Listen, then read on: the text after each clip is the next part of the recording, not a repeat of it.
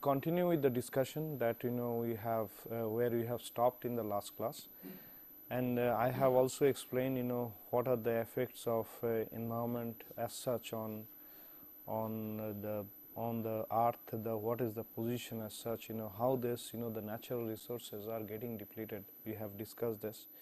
There are three aspects which are of great importance. I mean, those which are of more important global issues, say the global issues,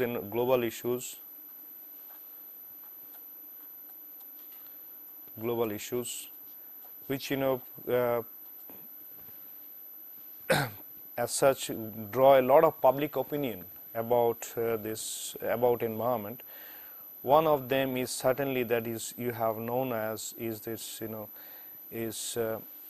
say ozone hole.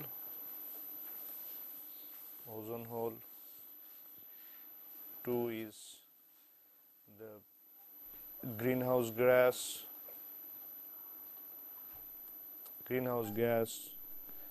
and global warming,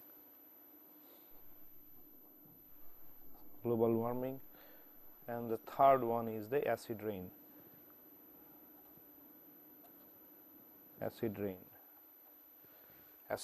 So it's if we just can explain this, we can think about explaining these terms.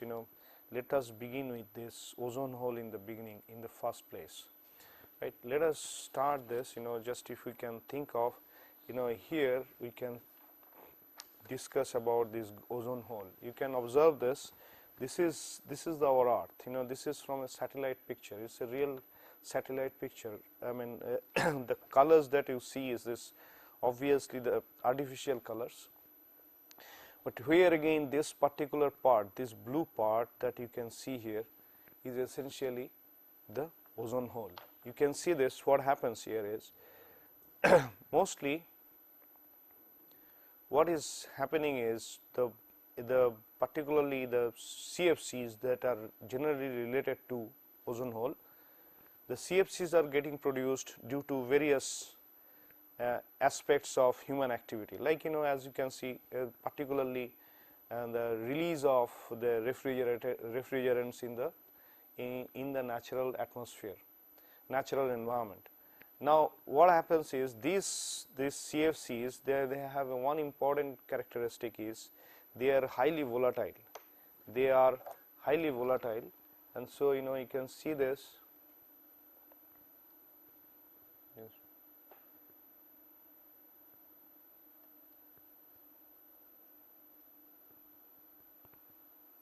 We can observe this by here. Let me explain you a little bit on this.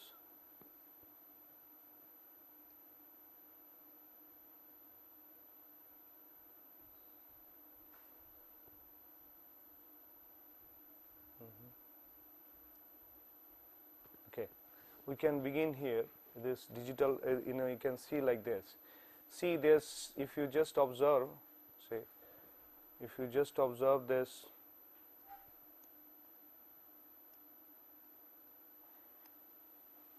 It's not writing.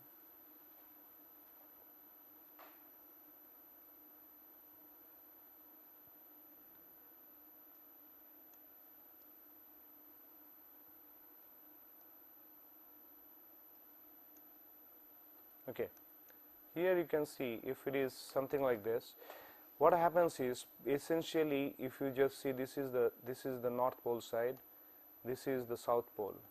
The wind current from various areas, particularly because of a prevailing wind current in this area, starting from crossing the equator, essentially from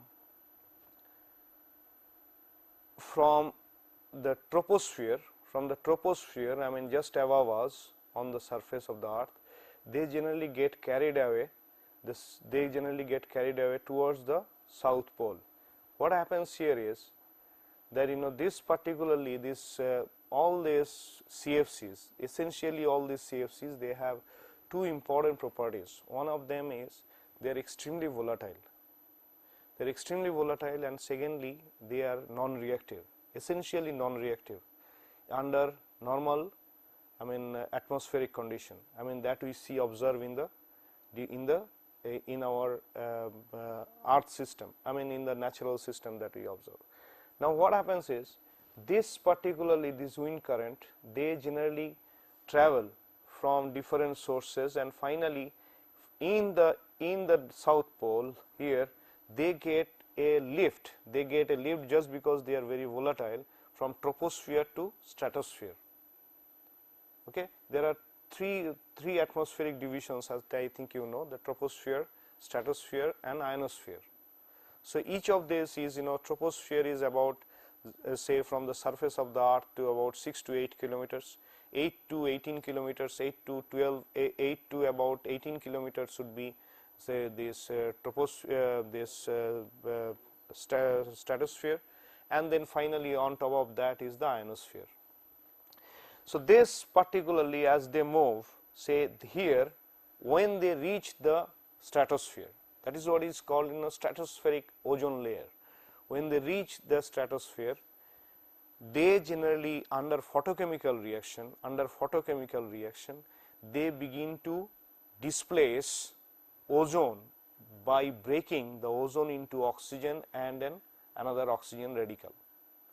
As a result of that, the ozone which is supposed to absorb the radioactive, say mostly the alpha ray radiations from the infrared radiations from the sun, they would not be in a position to do so as actively as they used to do. That is why you can see here over the large areas, over time, that ozone has accumulated, particularly close to this is this towards the southern hemisphere. This has generally generated a particular hole. This hole is very close to the tips of South America. So what I was observed, in the initial years, when the ozone hole was established, the phenomena of ozone hole was actually observed at about 1960s and 1970s. So what was observed that there is a large relative incidence of skin and cancer diseases in the South American regions, just because the scientists could find that the infrared radiations in those areas are much more than usual. Fortunately for countries like India, we are not very much affected by the impact of this ozone hole. But if it begins to increase, suddenly we will be at risk as well. So the one important thing is to reduce the production of ozone, reduce the production of ozone depleting chemicals like CFC, chlorofluorocarbons. These chlorofluorocarbons have been, there has been a worldwide effort to reduce the use of CFCs as refrigerants. We still use refrigerants, in various aspects, like as you can see, the most common them would be the moisturizers, the vaporizers that you generally observe. So when you are buying a particularly a very cheap or very ordinary moisturizer or a foam, say this foam for shaving and all this thing, you are most likely to emit a certain kind of CFCs, because the CFCs, because of them being very extremely volatile, so they, whenever they are released, they come out with a lot of force, and that is the reason why you find the sprays and the mists forming. Okay. Now this is where this is the global worldwide effort, and as you can see, the result of that was the Montreal Protocol. The Montreal Protocol has identified that this ozone hole has to be stabilized, or it has to be reduced as much as possible. And this ozone hole, even today, it is it's observed that is generally shrinking. I mean, due to there are scientific evidence to suggest, and these pictures can be regularly, daily basis available. You see, if this is generally, if you just go to the website of National Oceanographic Administration of America, you can write it down, National Oceanographic Administration of America, NOAA website, they would daily give the shape of the ozone hole, the shape of the ozone hole. You know, this NOAA website is very famous website. You go into any search engine, just type NOAA USA, that would give you this, it would reach you to the site, and there you can see this, the ozone hole of today, as it is today or maybe yesterday, like this. So you can see where it is, this is where it's very important. So the effect is like this, in nutshell, the effect is that the CFC is getting produced in the earth, on the surface of the earth. These CFCs being extremely volatile and supported by wind current would finally travel towards the southern pole, towards the Antarctic, and from the Antarctic, from in the Antarctic, from troposphere, it would travel to the stratosphere, and in the stratosphere, as by photochemical reaction, that means under the impact of sunlight, these CFCs would break down into the free chlorine, and other free chlorine, ionized chlorine. This ionized, activated, energized chlorine would then react with ozone and to break the ozone into substances like oxygen and some other free radicals. So as a result of this, so the ozone hole begins to be depleted. So you can see here, ozone hole is essentially distinctively, that this is due to a man-made activity. Ozone hole is distinctly created by man-made activity. Till about, if you just go about, say about 200 years or 100 years before this time, say about 1900, we will find that there is no such incidence of ozone hole being observed.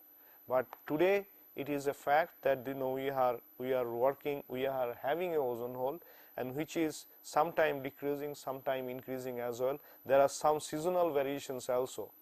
Something like, particularly as you can see, during the summer time, the photochemical reactions would be more than that of during the winter, or during particular incidence, particular type of mixture in a particular type of compounds present in that stratosphere would also actually influence the decay of ozone in the ozone cover surrounding the earth. So this ozone cover actually helps in absorbing the infrared radiation. So in places where this ozone would be, the hole would be created, this ozone hole would allow the sunlight to enter the earth without having any resistance as such. So there would be higher incidence of, and as a result of that, the higher incidence of skin cancer, there would be higher incidence of skin cancer, there would be higher incidence of several skin related diseases, eye related diseases, wherever there is an exposure. Wherever there is an exposure, whatever is being exposed to that infrared radiation would be affected. So this is what is precisely the ozone hole. This is what is the ozone hole is so very important. Okay. Ozone hole is also one of the cause of global warming then? No, ozone hole is not generally linked with global warming. We generally do not say global warming is, as you have said, maybe, but that way distinctly all effects can be related to the other, but we would not particularly specially attribute global warming with ozone hole. Ozone hole would, principal impact of ozone hole is to, observe the incidence of infrared radiation in the Earth's surface. Okay. Now, having gone from here, if you can just observe this. The wind current is carrying CFC particles into southern hemisphere, sir. Right. So, is northern hemisphere is safer in this regard? Actually, it's about the wind current. It's tremendous. We have an established wind current. We generally say, that is why you can see that, the particular, say, rainfall taking place at one time, as hot and windy condition at one time is basically a typical wind pattern. So, the observation has, but so far it has been observed that the North Pole is not so much affected. So, you cannot say, in the tomorrow's world, when there will be a gradual disturbance in the temperature regime around the earth, there might be some wind current which might also lead the ozone to the North Pole. Okay. This cannot be as such as can be said as North Pole cannot be said safe, but at this present point of time there is not enough significant evidence to suggest that the North Pole is also affected, or the areas around North Pole are affected. Greenhouse gas and global warming, I mean, this is another aspect, which has to be understood.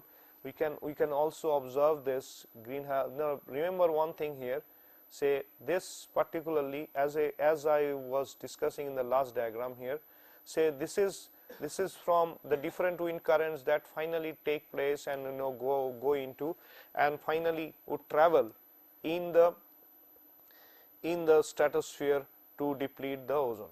Now, let us go into say another picture here. We would work on, say, this to discuss about this global warming, why it is called greenhouse in the first place. Say here, if you just observe this here, we have a certain cover, is always natural in the above the atmosphere. We have a natural cover of, say, this is a cover of, say, CH4 and CO2. Okay, this is naturally available. From time immemorial we have seen there are greenhouse gases which are being produced. Methane is being produced without human intervention for the time immemorial, right? Carbon dioxide is being produced without human intervention from time immemorial. Now, the situation is this CH4 and CO2, when they are in the atmosphere, they are forming a layer which essentially reflects, some of this, the sun's ray that is coming in, would also be reflected. Would be reflected here. This particularly, as you can see, there would be a change in the medium. A certain part of that would also be reflected back. A certain part would be going out into the out of the atmosphere. So this is out of the atmosphere in the planetary system. Now here here also you can see these things taking place. Now what has happened? This is a natural phenomena that has been taking place for time immemorial. There is nothing new about it. Greenhouse gases are not recent. Greenhouse gases are not new. But what is important is that here what happens is suddenly like we have built industries, we have built factories for our uses, and we have the fossil fuel burning has increased. As a result of which, what has happened is that the incidence, the concentration of this CH4 and CO2 has increased. So we can find a thicker layer now. We can observe a thicker layer of CH4 and CO2 now. As a result of which, the thermal radiation that is being reflected back is now much more.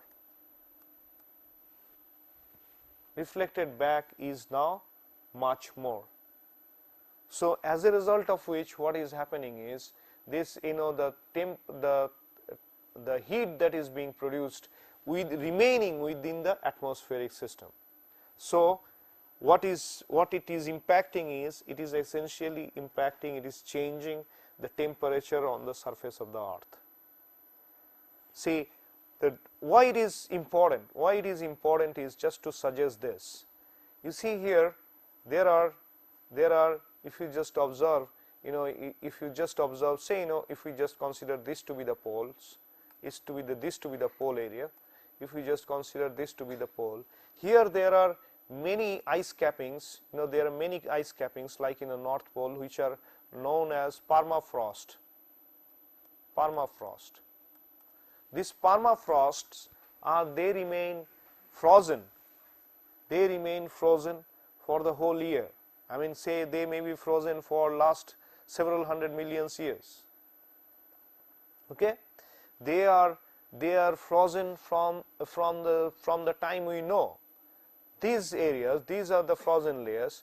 So they are, essentially, as you can see, all this, the continents, connected like this. This is the and all this, if you just say observe these continents together, this water, this particularly the water body, as soon as these cappings begin to change, as soon as there is at least in a small change of temperature, say in the atmosphere, even if there is a small change of temperature, say about change of 1 degree centigrade, change of 1 degree centigrade would lead to some of this ice to melt, as a result of which the water level, the ice would melt and the water would be released and the water level would begin to increase. This would have a risk of inundating several lowland areas. This is number one. And secondly, this is not a case which would take place hypothetically in the future. It is already happening. The thing is, it is already happening. There are some areas, particularly in Northern America, particularly those places where there is certain tribe called Inuits, particularly in the Greenland and Canadian regions. These Inuits, some of their provinces are being so much submerged now in water, now that they have to leave their households. They have to go away from their households and they are being termed as the environmental refugees. This is a new term that has been generated so as to observe the effect of global warming. This is only about a direct impact of global warming taking place.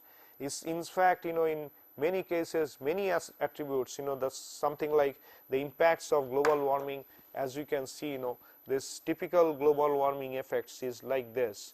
Say the first is disturbance in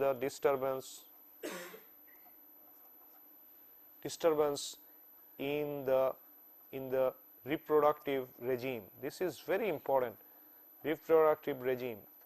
Say this, the total say reproduction system of the animals, the birds, all kind of species that we would call as biota, all the reproductive regimes are being changed. So their reproduction time is getting shortened. Their habitat types are changing. They used to be resided at one portion of the earth where they are finding they can no longer remain. They are particularly used to a particular kind of cold temperature which would actually energize their reproductive system, is not being capable to do so. They are not being able to do so in effective way. So there is particularly disturbance in the reproductive regime, and you can see the flooding is another flooding is another aspect that we observe. Flooding is one aspect. Disruption of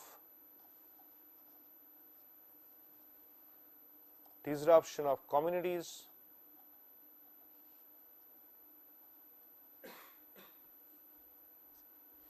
Then wind pattern, change in the wind pattern,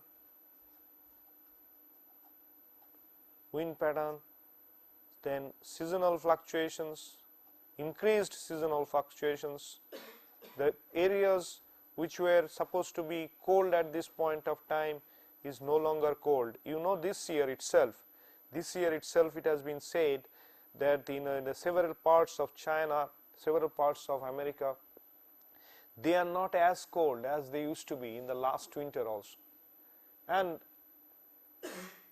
though the short-term changes are possible in the atmospheric system. Remember, we have to understand a scientific basis on this.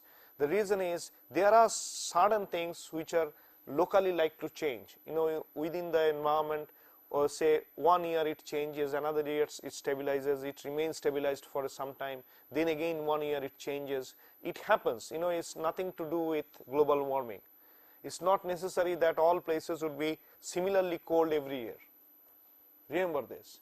But when you observe that these changes are consistent, that means earlier what we used to see, these changes were inconsistent. Today it has changed, tomorrow it has again come back to its original format that it used to have.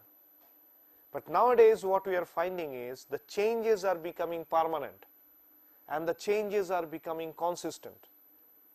So that is the problem of worry. There was a great debate at one point of time, and it's still continuing. It's still continuing, as I was discussing about the environmental politics in the last class, that whether global warming actually increases the temperature of the earth or not. There is a tremendous debate on that. But today there is a greater convergence among the scientists also that yes, global warming does affect the temperature regime, the temperature regime, the regime of the atmospheric regime, weather regime. All these things are getting changed, and this is a fact that is actually taking place. Okay.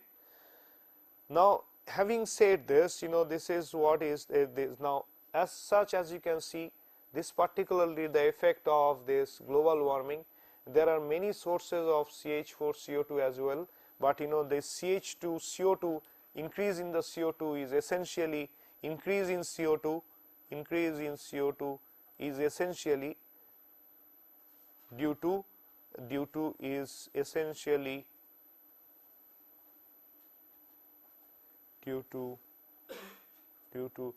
the excessive burning of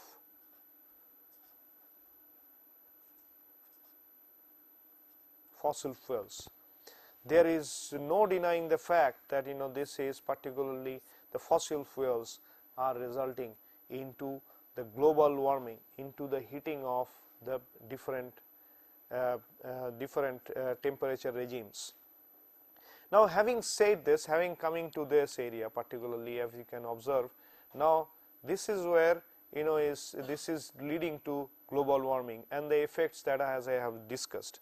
So there are, you must also, whenever you are understanding this phenomena as such, you must also try to understand that there are still lot of doubt in the minds of the scientists about what actually causes this environmental disruptions. There is still a difference between a different body of scientists as to whether to blame global warming, whether to blame greenhouse gases as a parameter for global warming, as a factor for global warming is still questioned. But as I have said, at today's world there is a greater convergence. There is a greater convergence among scientists to suggest that global warming is actually taking place.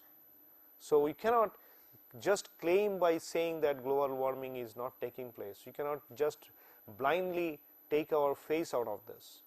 We have to accept the blame and it is taking place.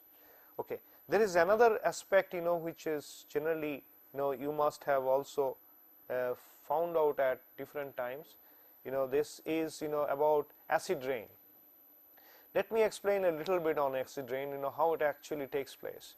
This is some of you might be knowing already, but let me give you a simple figure as to suggest why this acid rain is essentially taking place. You can see this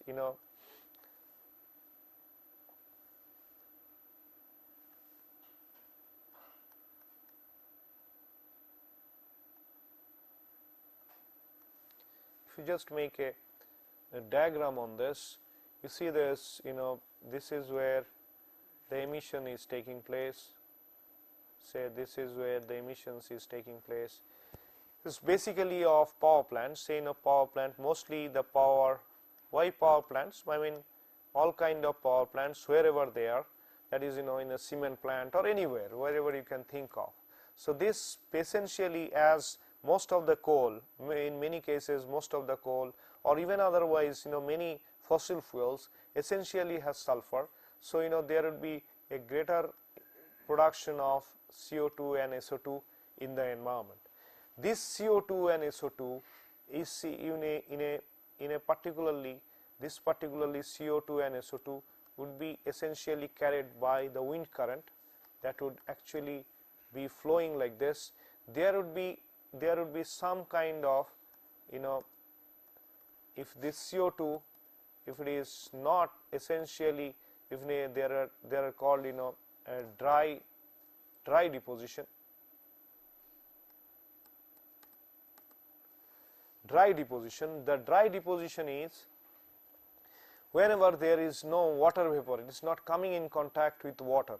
If this is particularly, this dry deposition would take place near the surface of the earth where there is already a heat source. So here you can see a heat source. So this particular area would be generally heated. So the carbon dioxide and sulfur dioxide would be either in a suspended condition, or in the suspended or dry deposited. We generally call it dry deposited. That means it would remain on the surface of the earth. On the surface of the earth. This is called the dry deposition. Now, as it is moves further, I mean, as you can see, it is moving further in the atmosphere. It says CO2 and SO2. If you can just think of CO2 and finally H2O would lead to finally would H2CO3, SO2 plus H2O would finally H2SO3. This would finally come back as H2CO3 and H2SO4, and 2 finally during rain or during any kind of atmospheric changes which would lead to higher moisture content in the environment would finally make them to come back to the surface, where in some cases wherever there is an alkaline environment, wherever they will find an alkaline environment, this alkaline environment, if it is an alkaline environment, alkaline environment would give rise to a buffer. It would actually work as a buffer where this H2CO3 and H2SO4 would be somewhat neutralized. Otherwise, this H2CO3 and this H2SO4, this acidity, this would increase the acidity, increase soil acidity, would increase soil acidity. So it would lead to soil and water, will increase the soil and water acidity. This increase in the soil and water acidity,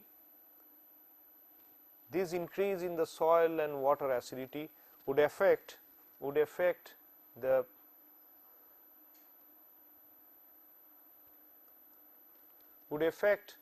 say the water regime, agricultural soil,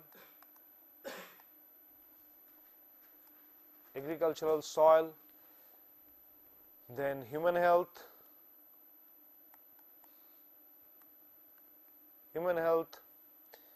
and also is human health and say loss of aesthetic value,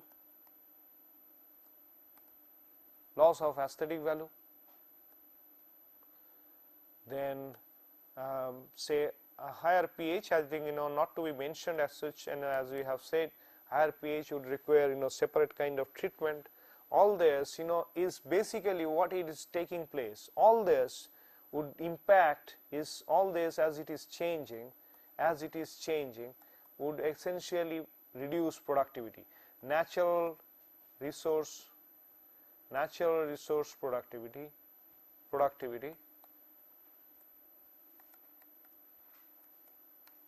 natural resource productivity will be hampered. Natural resource productivity will be hampered. This would lead to this natural resource productivity is likely to be hampered. Okay. So, this is where the challenges are. These three kind of global environmental issues, I mean the causes of general global pollution or environmental degradation is essentially can be linked with various industries, and many problems can be directly or indirectly linked to these problems. Many other problems which are smaller problems, minor problems in nature, can be also included within the impacts of similar nature. So, what we want to say here is, one very important thing is the research related to is this is natural resource productivity.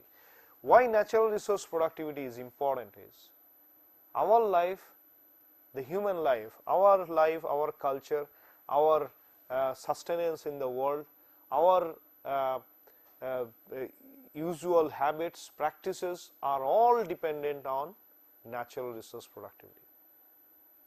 If fish production goes down, if the agricultural production goes down, if the if our the generation of adequate power for all goes down, the likely impact would be on our day-to-day lifestyle. And similarly, at the same time, most of this natural resource is essentially of non-renewable in nature. So, there is a need for protection of these things, protection of these natural resources which are related to all these aspects of environmental degradations. Okay. Now, this is to suggest what are the main issues that we have dealt with. Now, I will go back, I will start a new topic today. Now, here it is, this start is definition of, I think I generally definition of environmental terms.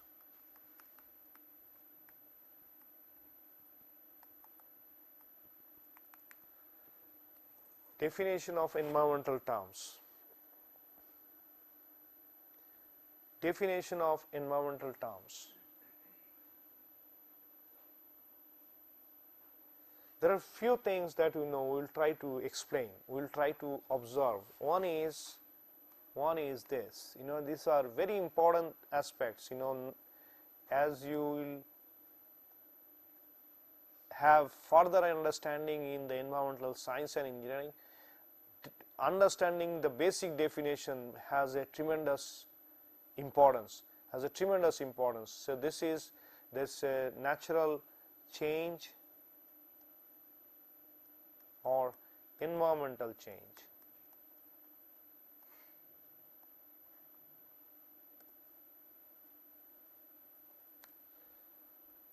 Natural change or environmental change. Environmental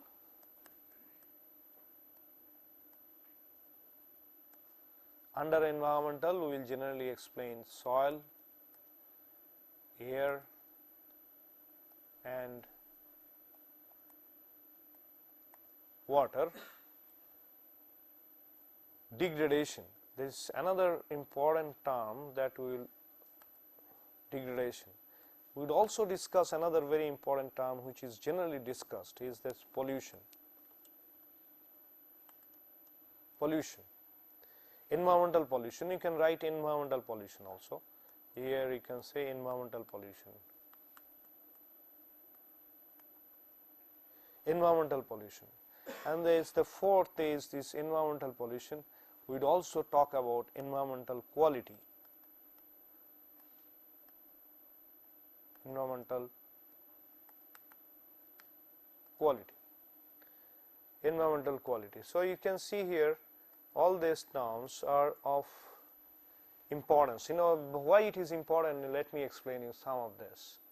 So as I began the class, if you remember, when I started the class, I said, don't confuse tsunami with an environmental degradation. Okay, I said these are natural changes. So pertaining to that, we use explain this natural change and the environmental change.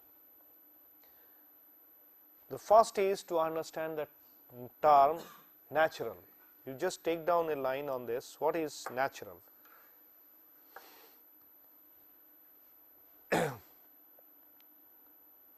We'll explain natural. We'll explain natural as something. We'll explain natural as something or some entity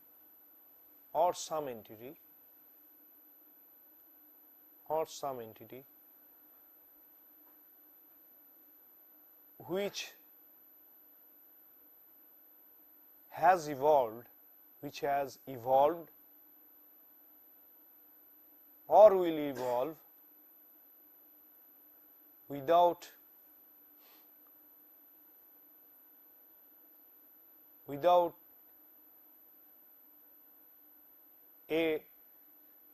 a discernible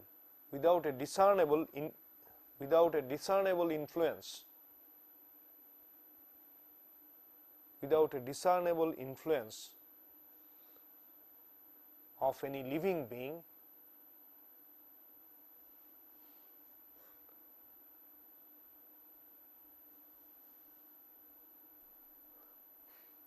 for example that of humans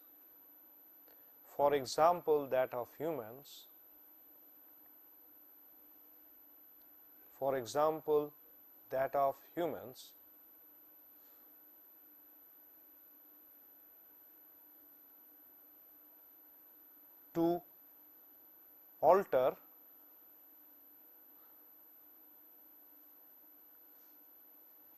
just 1 minute.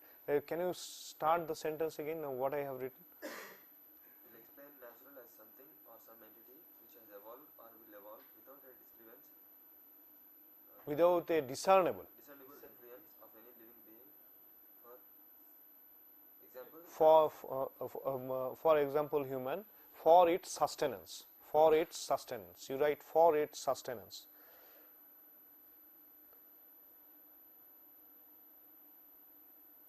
In simple terms,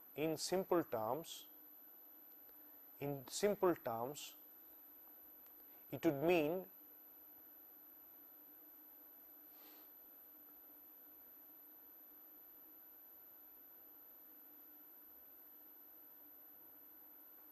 that the substance or the entity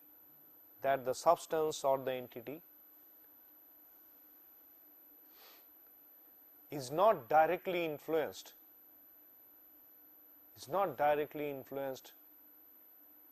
by human activity.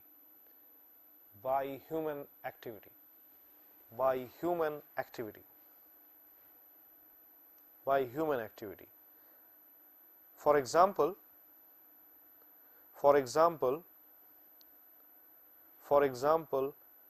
volcanic eruptions,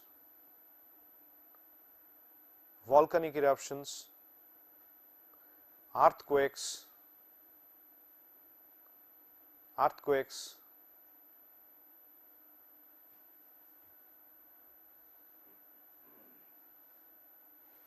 huge surge of seawater,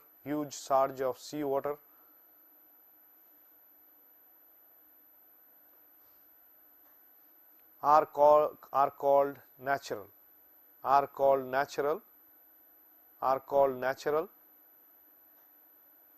and the change they impart,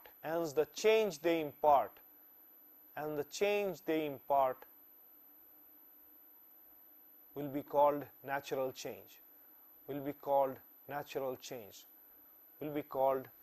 change. And the change they impart will be called natural change. So if a volcanic eruption, you continue, so if a volcanic eruption if a volcanic eruption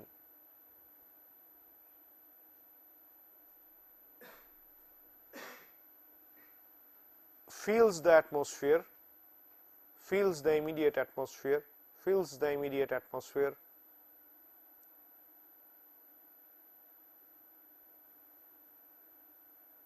with burnt ashes,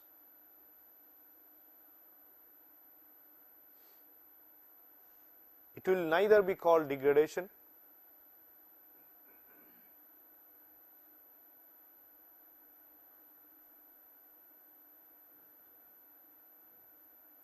nor pollution, but only a natural change, but only a natural change, but only a natural change.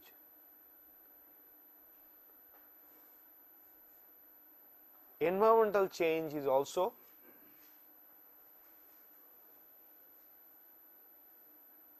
sometimes used synonymously with natural change, synonymously with natural change, synonymously with natural change.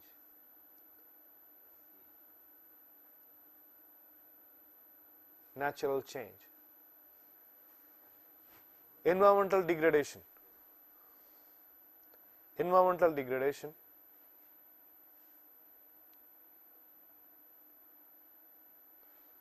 The word degradation in the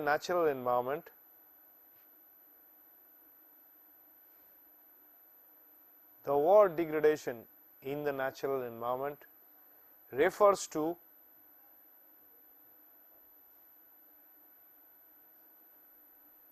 the impacts by human activities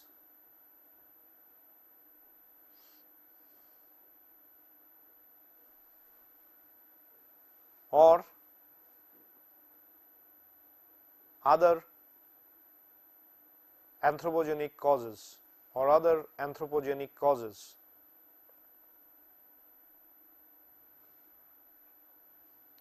So degradation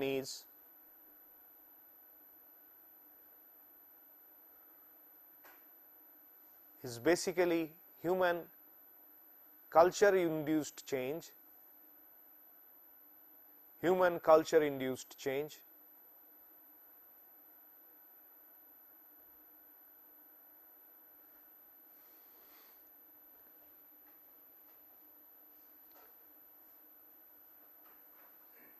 that has evolved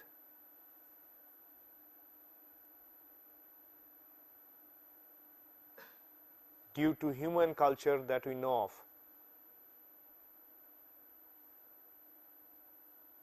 Human culture that we know of.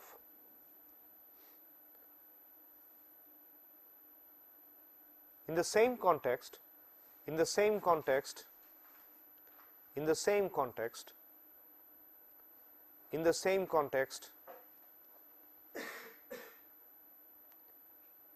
the same context,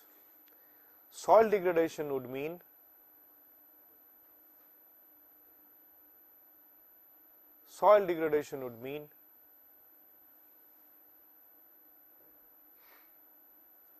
the deleterious changes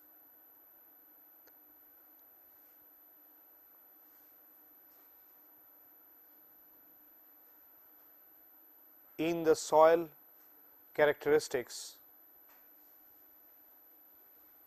that are completely separate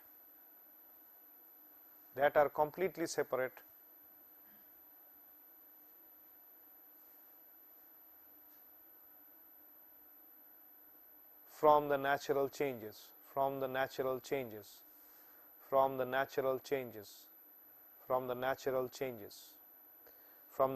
changes, Deleterious changes means harmful effects, harmful changes, like suppose say you have by pollution or by any human activity you have increased the concentration of cyanide in soil.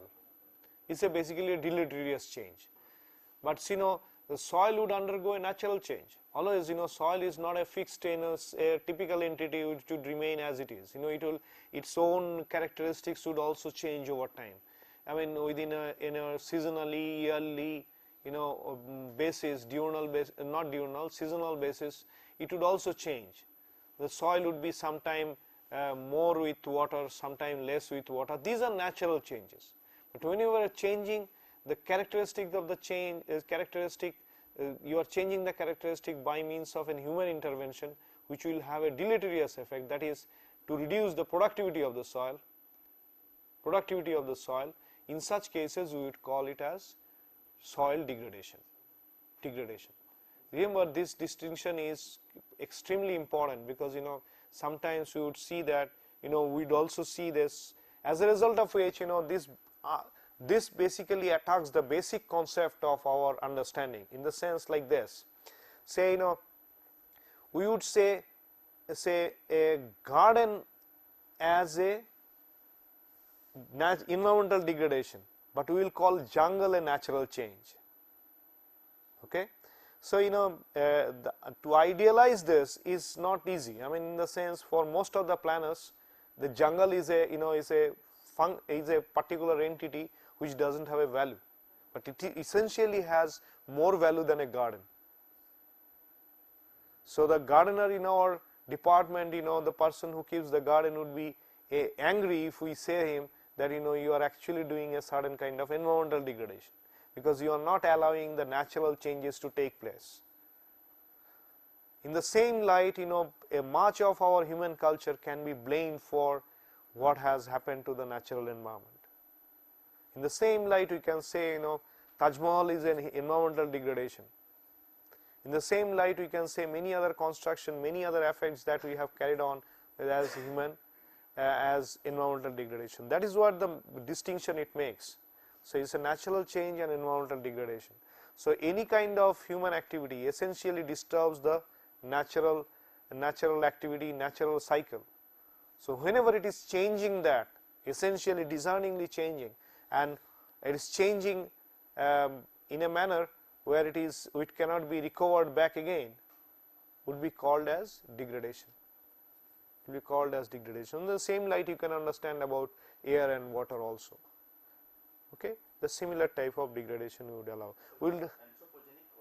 Anthropogenic causes. Anthropo means human. Anthropogenic, human related or human caused effects. This is basically the term I will use continuously. So I am just trying to acclimatize you to the terms, particularly the anthropogenic causes and things like that. Pollution can be termed as anthropogenic. We will come back to pollution in the next class, just for a 5 minutes break. Okay, we will again assemble after 5 minutes. Okay, right.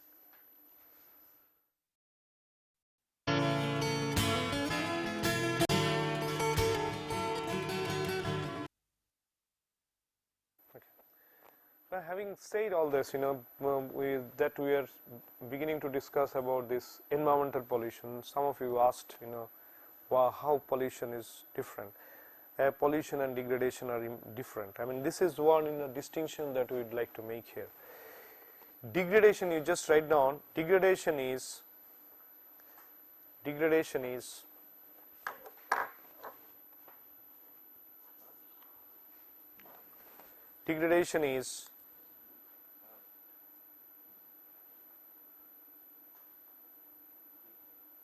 about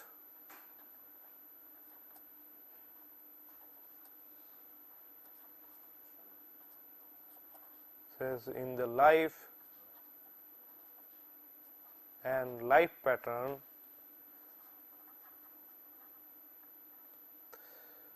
of all living beings. Of all living beings. We generally call them as biota, that we know of biota. Degradation is, is a particular aspect where it is, biota is, it includes human, including human.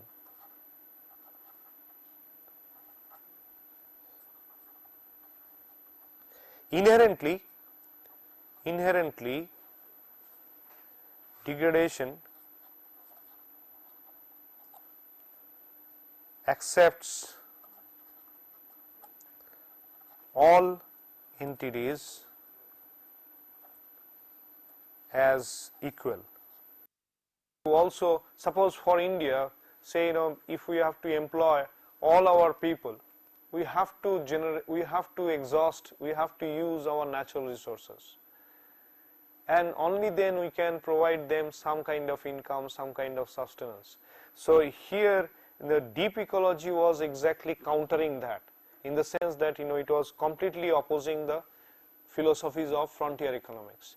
So here, in cases like this, we can see that we just generally a combined response of this frontier economics and deep ecology. You can see, we can find out a reform philosophy.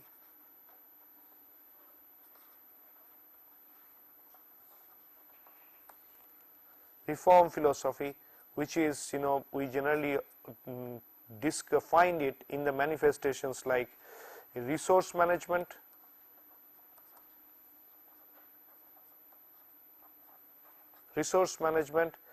and environmental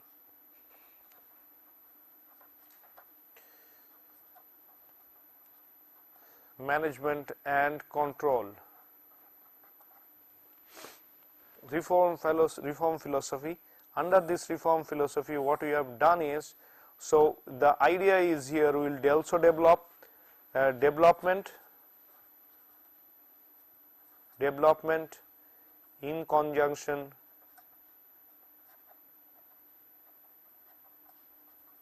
with the keeping of the environment. So this is basically a compromise between frontier economics and deep ecology. This is basically a compromise between frontier economics and deep ecology, where you have made a compromise. But here also again one thing, the resource management, what it said is challenging reduction of pollution, basically how it was met, how it was carried out, reduction of material,